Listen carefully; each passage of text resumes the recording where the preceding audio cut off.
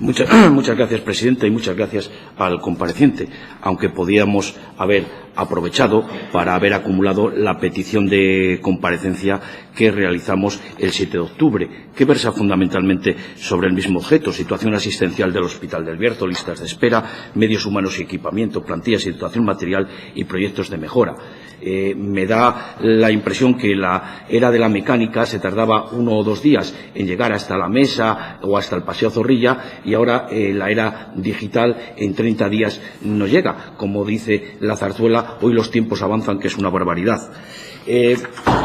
Vamos a hablar sobre la lista de espera, y no solamente sobre la lista de espera quirúrgica. Lo primero, con respecto a los datos que da. Si hay algo que comparto con usted es que efectivamente la lista de espera ha mejorado en los últimos meses, pero curiosamente no es lo que dicen los datos oficiales, y le pido que si le apetece los compruebe lo que dice el portal de salud de la Junta de Castilla y León, la comparación entre 31 de marzo y 30 de septiembre, y podrá comprobar, por ejemplo, que el número global de pacientes pasa de 3.566 a 3.697, y en concreto la prioridad 1 pasa de 19 a 25, la 2 de 548 a 577 y la 3 de 2.999 a 3.095. ¿Y por qué digo que a pesar de eso las cifras han mejorado? Ya se ha hecho referencia antes, y es el tema de que buena parte, no sé cómo se cumplirán los criterios de inclusión en las listas de espera, pero lo cierto es que buena parte de los pacientes que están en espera no figuran en las cuestiones oficiales, y que según se va mejorando van aflorando. Pero no se trata sobre todo de hablar de números. Creo que eso es un debate absolutamente ficticio. Entre otras cosas porque, mire, no es lo mismo que dermatología tengan 500 pacientes que tiene 3 efectivos que lo tenga trauma que tiene 13. Ni es lo mismo los 500 pacientes en espera en el Hospital del Bierzo que en el de Salamanca, que tiene una plantilla mucho más amplia. Es decir, que lo importante es cuánto está esperando la gente. Y eso es lo que me gustaría que me respondiese, porque efectivamente la prioridad 1 está perfectamente atendida, pero estamos hablando de un hidroceles, por ejemplo, o de una incontinencia. ¿Sabe cuánto espera? 1 año. Estamos hablando, por ejemplo, de una cadera, del implante de una cadera o de una hernia discal, pues desde luego están por encima del año. Es decir, que no se trata sobre todo de los números, sino de lo que está esperando. Y le recuerdo una cosa, que aquí, desde luego, cuando hemos hablado de lista de espera con el consejero, por mi parte ha quedado claro. Es decir, la espera quirúrgica es el último proceso. Antes han tenido que saltar una carrera de obstáculos que se llama las consultas y que se llama las pruebas diagnósticos. Me gustaría que me pudiese responder en los más prevalentes qué espera tenemos para la lista de espera quirúrgica. Si hoy tuviera yo que pedir o que me incluyeran en lista de espera de una hernia discal, ¿para cuándo me estarían dando? O de una catarata.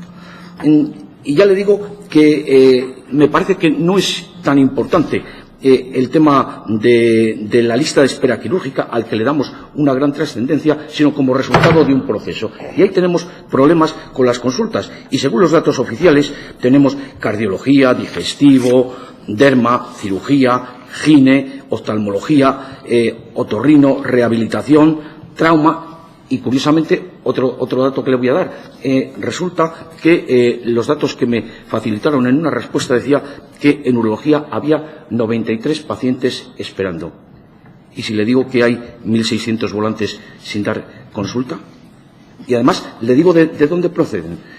La urología tiene 6 médicos, de los cuales 2 se jubilaron me parece que fue a finales del pasado año. Uno de ellos, un mesto, hacía la consulta de screening. Desde que ese mesto se jubiló sin sustituir, el resultado es que se fueron acumulando, no sé si por la técnica del buzón o por la técnica del papel en el cajón, pero el caso es que le aseguro que hay 1.600 volantes que aquí no figuran. Y la pregunta también sería lo mismo que en la otra. Si yo necesito en estos momentos una primera consulta de rehabilitación de trauma, de cardiología, ¿para cuándo me estarían dando? Esa es la pregunta que queremos o tendríamos que responder, más que la pregunta de si hay 500 pacientes esperando o hay 612, porque no sé si esos son muchos o son pocos en función de las dotaciones. Pero este mismo proceso se refiere también a las pruebas diagnósticas. O sea, con respecto, bueno, por último, antes de pasar, un dato también de pacientes que en principio no figuran como lista de espera, pero que existen. En geriatría, por ejemplo, si hablamos de pacientes con síncopes, estamos dando para 1 o 2 meses. Si hablamos de demencias, seguramente estamos hablando para 240 días. Con respecto a las pruebas diagnósticas, esas me da la impresión de que van directamente al buzón. O sea, que no sé lo que se cita directamente. Y en concreto sé que resonancias magnéticas hay 1.500, del orden de 1.500, sin dar la fecha de la prueba. Pero en ecografías estamos hablando de 4.000. No lo sé. En concreto, en resonancias magnéticas sí le puedo decir que las preferentes se están dando para 1 año y medio. Las ordinarias se están dando para dentro de 2 años. Y por lo tanto, la pregunta a la que tenemos que responder es ¿para cuándo me darían hoy una resonancia magnética si la necesitase? Yo creo que es lo fundamental. En ecocardiogramas es verdad que antes se hacía referencia, pero se han mejorado notablemente, porque hace poco estábamos en 2 años y en estos momentos estamos en 3 o 4 meses. En endoscopias, creo, no sé, a lo mejor a día de hoy ya la agenda está abierta, pero en endoscopias los dietarios del 2017 seguían cerrados hace 1 mes. No sabemos para cuándo. Si es posible que me pueda responder, necesito realizarme una gastroscopia. ¿Para cuándo me darían la cita de la gastroscopia o la campimetría? O sea, esas son las preguntas que tenemos que responder. Y los datos son relativamente fiables, porque efectivamente yo creo que he hecho alguna vez referencia a ello. Porque dice radiología, los efectivos reales que constan en el portal de transparencia son 9, pero ¿qué definimos como efectivos reales? Porque realmente yo creo que 7 ha habido en algún momento, pero yo creo que jamás, perdón, en los últimos años no se han superado, o en urología 6 y la realidad es 4, perdón, ni siquiera eso. Desde el jueves hay uno de baja por IT y me parece que, salvo que se haya vuelto a dar de alta, la realidad es de 3. O sea, oftalmología, a la que ha hecho usted referencia, los efectivos reales son 8. ¿Tenemos los 8? O sea, esa es la primera cuestión. Frente a esto, ¿qué podemos hacer? Comparto con usted la primera cuestión, es la de captar personal. No es tarea fácil, pero desde luego tenemos que tener voluntad de captarla. Y le pongo algún ejemplo. En el caso de los urólogos, se intentó captar a 2 extracomunitarios que fueron formados en España. Y resulta que, como el único contrato que le podíamos ofrecer era de 6 meses, porque parece que el de 1 año no era posible porque no era legal, acabaron trabajando en Monforte de Lemos y en Lugo. O sea, bien. Lo que nosotros no podemos hacer, resulta que Galicia sí puede hacerlo. Por otra parte, las comisiones de servicio, estupendo, porque resuelven problemas, pero claro, resuelven problemas no a costa o no debe ser a costa de la prestación del servicio. Es decir, las comisiones de servicio hay que darlas cuando se pueda darlas. Esa es una de las cuestiones. Frente a esto, naturalmente que la primera actuación es hacer que las plantillas teóricas sean plantillas reales. Esa es la primera cuestión. Segundo, coincido con usted en la creación de los 2 quirófanos. Efectivamente, hay dos salas que en estos momentos se están dedicando a endoscopias y a broncoscopias, que seguramente puedan encontrarse otra ubicación y que tengan ya una dotación o por lo menos las instalaciones necesarias como para ser fácil su transformación en quirófanos. En ese aspecto estoy de acuerdo.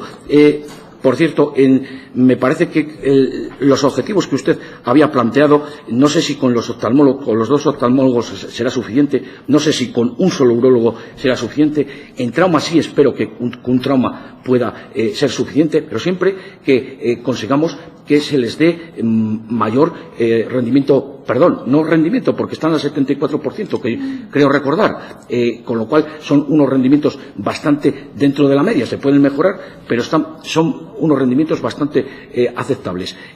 Lo que necesitan, efectivamente, es más medios y más locales. Y veo que se me ha acabado el tiempo. Espero en los 5 minutos siguientes completar algunas de las muchas cuestiones que me quedan. Muchas gracias. Muchas gracias al gerente regional de SACIL por sus aclaraciones. También quiero dar las gracias a la portavoz del PSOE por aclararme la importancia de las cifras. Pero, claro, el tema es qué cifras importan. Y voy a aclarar una cuestión. Cuando en oftalmología tenemos una determinada demora quirúrgica, tenemos esa demora, entre otras cosas, porque hay 2.711 pacientes pendientes de lista de ver en consulta. Porque si en lugar de tener 2.711 tuviésemos 1.000, los pacientes en demora para operación serían mucho mayores. Es decir, en la medida en que tengamos mucha espera en pruebas y en consultas, tenemos menos espera quirúrgica. Por eso las cifras son relativas y no estamos haciendo estadística, estamos hablando de pacientes. Por eso, una pregunta que yo hago y que no se me contesta es: un paciente al que hoy en la consulta del médico de familia le han hecho le han detectado una posible hernia discal y que va a estar tratado con antiinflamatorios durante todo el periodo hasta que le intervengan, ¿cuándo le van a intervenir? Y le digo porque, entre otras cosas, en traumatología hay algún paciente, evidentemente no puede ser urgente, desde el 2013. Desde el 2013. La verdad es que cuando me dieron el dato yo pensé que no podía ser cierto. Evidentemente no es un proceso urgente, está claro. Lo urgente, evidentemente, está funcionando, se está viendo, pero claro, alguien que tiene un desgaste de cadera y que tiene que estar un año con problemas de movilidad, no es urgente, pero evidentemente está incidiendo en su calidad de vida. O lo que me refería al principio, la incontinencia o el hidroceles, un año. O sea, eso es las cifras que realmente importan. ¿Cuánto vamos a tardar en resolver un tema? Y no hemos hecho referencia a otro asunto, que es el de la rehabilitación. Es decir, cuando, sobre todo en los procesos traumatológicos, cuando ya le hemos operado, resulta que como tenga un proceso de rehabilitación, ¿cuándo se le va a ver? Porque había en rehabilitación 1.049 pacientes a 30 de junio pendientes de ver. Son muchos pacientes. Por lo tanto, las cifras sí importan, pero hay que elegir cuáles son las cifras que importan. Decía que, efectivamente, lo urgente se está viendo, pero ¿quién nos dice que entre los 627 pacientes de digestivo pendientes de ver no hay algún proceso, sobre todo estando en la provincia y en la comunidad autónoma que estamos, que hay algún proceso que se ha escapado, que no se ha detectado desde el principio y que es malo? De eso estamos hablando. Y por eso es por lo que quiero saber no solo qué pacientes hay para operar en trauma, sino cuándo se les va a operar, cuándo se les va a hacer la resonancia magnética, cuánto tiene que esperar desde que el médico de familia les envía a la consulta. Esas son las cuestiones que a mí me parece que son importantes. Con respecto al tema de las comisiones de servicio, yo tengo poco que decir. Lo único que quiero decir es que de lo que se trata es de que el servicio esté cubierto. Esa es la prioridad fundamental. Lo demás es accesorio y que, desde luego, creo que una de las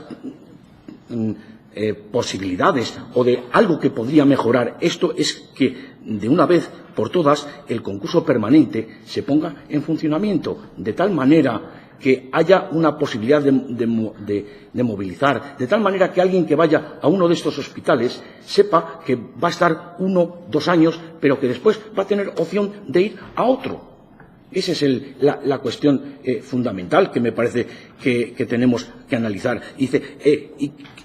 Cuestiones de lista de espera quirúrgica. Pone el énfasis en oftalmología y en trauma. Seguro que en cirugía no tenemos problemas. Yo estoy viendo que sí.